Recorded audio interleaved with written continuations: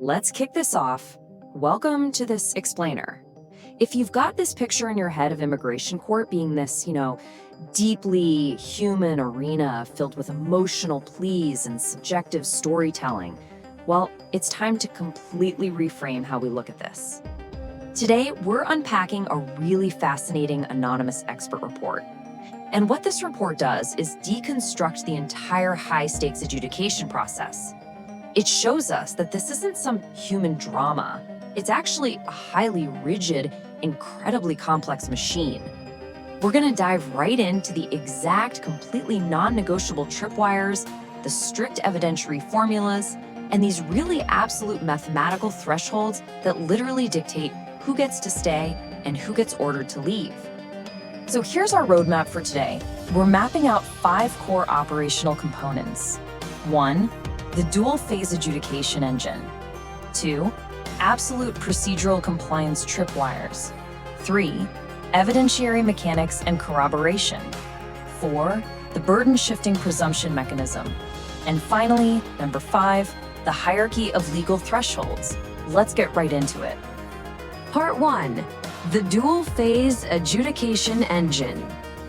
Okay, so right off the bat, there is a hard, very deliberate line between 2 distinct phases of this process. On one side, you have the preliminary phase. Think of this like a brutal diagnostic check, right? The adjudicator is literally just looking at the charging document to determine basic removability. There's absolutely no deep dive into a respondent's personal trauma or backstory here. It is purely mechanical. Are the legal charges sustained by clear and convincing evidence? Yes or no? Now, only if those charges are mathematically sustained does the machine actually shift gears into what's called the merits phase. And that's the actual evidentiary trial where witnesses are called and legal relief is officially fought over. Which brings us to a really critical, honestly pretty non-obvious question. Once the legal machine establishes that a respondent is in fact removable, how does it mathematically and procedurally calculate who actually gets to stay? I mean, how do you actually earn that absolute legal protection? Part 2, absolute procedural compliance tripwires. To answer that, we really have to look at the court's rigid, totally non-negotiable obligations.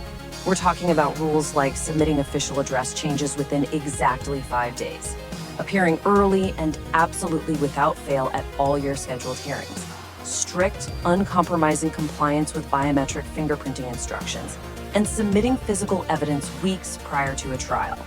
You really need to understand these aren't just administrative suggestions. They aren't minor paperwork annoyances. It's not like forgetting to renew your car registration. In this system, these act as absolute case-sending tripwires. And the strict cause and effect chain reaction that happens when one of those tripwires gets triggered, it is absolute. Just look at this sequence. Step 1, a respondent moves to a new apartment and fails to file the official address update form. Step 2, because the address in the system is wrong, they don't receive their hearing notice, which directly results in a failure to appear in court. Step 3, the law then mathematically forces the adjudicator to issue an automatic removal order in absentia. Boom, done. Any pending applications for relief are instantly deemed abandoned. The actual merits of the case, they no longer matter at all. Triggering another trapdoor, like say failing to complete background checks and biometrics without a legally valid good cause, that legally compels the court to instantly dismiss the application for relief. The adjudicator literally never even reviews the substance of the claim. The machine simply powers down due to a procedural failure. Part 3, evidentiary mechanics and corroboration. So, under modern statutory standards, credible testimony has to be persuasive. It needs to be internally consistent, and it has to be highly specific.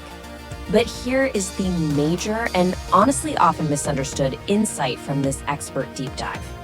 Imagine sitting there telling the absolute 100% honest truth, and the judge believes every single word you say, and you still lose. That's because in this system, credibility alone is almost never the finish line. It's just not enough. You see, the law demands a pairing. The subjective, verbal consistency of a person's story absolutely must be paired with objective, physical corroborating evidence. We are talking about hard proof like medical records, police reports, or sworn declarations from witnesses. The legal machinery just doesn't run on trust. It demands physical, tangible proof to back up the words. Now, if an applicant lacks this physical corroboration, a very specific legal subroutine is triggered. Step 1. The court identifies exactly what evidence is missing. Step 2. The applicant then has to explain exactly why it's missing and detail the specific efforts they made to try and obtain it. Step 3. If the judge interprets that explanation as legally insufficient or even just implausible, the application inherently fails to meet the burden of proof, and that results in an outright denial of the case. Part 4, the burden-shifting presumption mechanism. Now this is where it gets really fascinating. To claim protection under what's called a particular social group, you have to satisfy 3 very strict requirements: immutability, particularity, and social distinction. But pay close attention to this incredibly non-obvious detail highlighted in the report. Literal, physical, ocular visibility is not legally required for a group to be considered socially distinct. You don't have to be visually identifiable on the street to meet this legal criteria. So if an applicant successfully proves they suffered past harm based on one of those protected grounds, a powerful legal mechanism suddenly activates. The system automatically generates a legal presumption of future harm.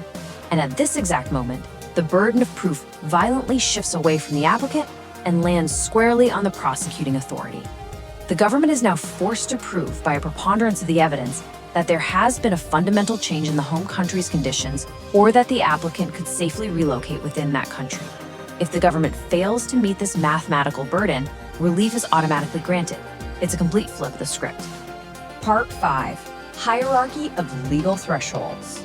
For primary protection, which most people know as asylum, the applicant must establish just a 10% probability of future persecution. That is exactly a 1 in 10 chance. If you meet that specific statistical threshold, you meet the statutory definition required for this primary tier of relief. It's a relatively low bar, mathematically speaking.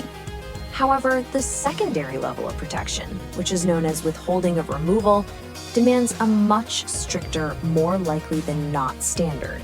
So the evidence has to prove a greater than 50% chance of harm. As you can see, this is a significantly heavier, much more demanding evidentiary burden. And here is the crucial takeaway from all of this: the cascading mathematical relationship between these 2 forms of relief.